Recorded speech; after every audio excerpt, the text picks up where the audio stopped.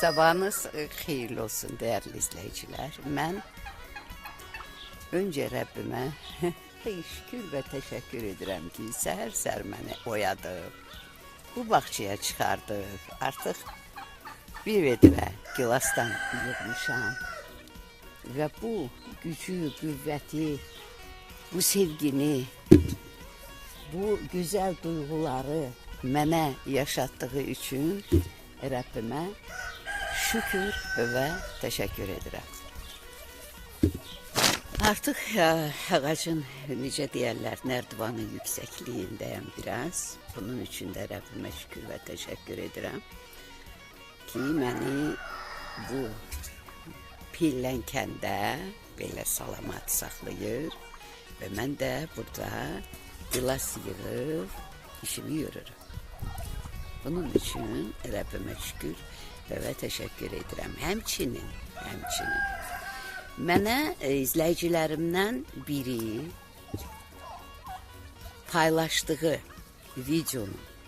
birinin paylaştığı videonun altında bu qaynanaya hörmət edin, əri xəyanəti üçün evinizi dağıtmayın söylediğim fikirlerin altından bir hanım yazıp ki məni kimi qaynanan olsun, mənim kimi qaynatası olsun, daha doğrusu balalarının, mənim kimi əri olsun balalarının alqışlayır. Yəni ola bilsin ki çətinliklər içerisinde yaşayır, bu təbii haldır. Çətinliklərdən qorxmaq yox, onu şükürlə qəbul etmək lazımdır. Mən indi o xanıma deyirəm ki, anam, bax, sənin kimi yox, sənin qaynatandan betər qaynatam da olur. Qaynanam da olur, elə həyat yoldaşımdır. Qüsurları çox olur, amma hamısına şükür etmişəm. Mənim həyat yoldaşıma məsləhətinə şükür deyəndə, yəni Allah belə yaradıb, mən neyniyim? Göğe qalxıb özünü yerə çırpardı. Bu yenə şükürümdədir, bəli. Mən sənə bu yolu göstərirəm ki, yəni bütün çətinliklərin arkasında şüküründə qalarsansa, büyük rahatçılıq, huzur, Allah'ın sevgisi var. Yəni, sınağın adı bəs niyə sınaq olar? Sınaq çətinliklərlə, əziyyətlə, tənələr altında əzilərək keçirilir. Elə belə, necə deyərlər, yəni rahat həyatda sınaq yoxdur. Onun sonu yoxdur.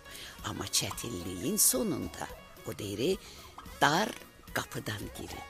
İndi ben sənə deyirəm ki, bu çətinlikləri dəf etmək üçün şükründə qalsan, qəlbinə varsan, Allah'tan məni bağışla ya Rəbbim, bir keçmişinə var, gör arxanda, atanda, ananda hansı səhvlər var ki, sən bu çətinliyi yaşayırsan, buna da nəzər sal.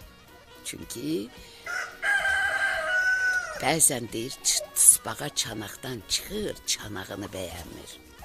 Bəzən də insanlar hardan çıxır, amma getdiyi yerdə fironluq edir. Arxasına baxıb çıxdığı, yaşadığı, çəkdiyi əziyyətlər, çəkdiyi məşəqqətlər, yaşadığı əziyyət, çətinliklər silinir. Fironluq ideyasında olur, xanımlıq ideyasında olur. Xanımlığı qazanmaq lazımdır. O elə belə geyinim, manikürlanım, duxlanım, pudralanım, xanım görsənim, onun içində xanımlıq yoxdur. Xanımlıq gərək buradan ağa gələ. O da Allah'ın lütfi ilə. İndi mənə etdiyin qarğışlara görə mən öncə Rəbbimə sənin simanda məni sınağa çəkib imtihan etdiyinə görə şükür və təşəkkür edirəm. Sənin də etdiyin mənə, balalarıma, bəddualara görə sənə hörmətli deyirəm. Allah Taala'dan sənə uzun ömürlü, sağlam can, sevdiklerinle bahem ve Allah'ın sevgisi içre sana barış, sülh, huzur, ruzu, bərəkət, bol, nimət, rahat yaşam diləyirəm. Amin deyirəm. Amma adım yadımdan çıxıb ağacın başındayam. Baxa bilmədim ki, adını da deyəm. Var olasın. Yağdırdığın qarğışlara görə. Görürsən, mən sənə necə cavab verdim. Sən də evdə çəkdiyin əziyyətləri belə şükürlə qəbul etsən, Rəbbindən bu imtihanı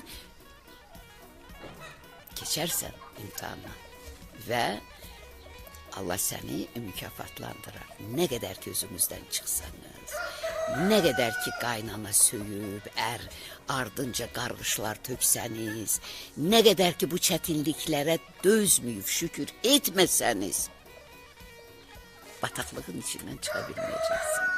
Amma mən bunu sizə arzu etmirəm, huzur arzu edirəm. Var olasın.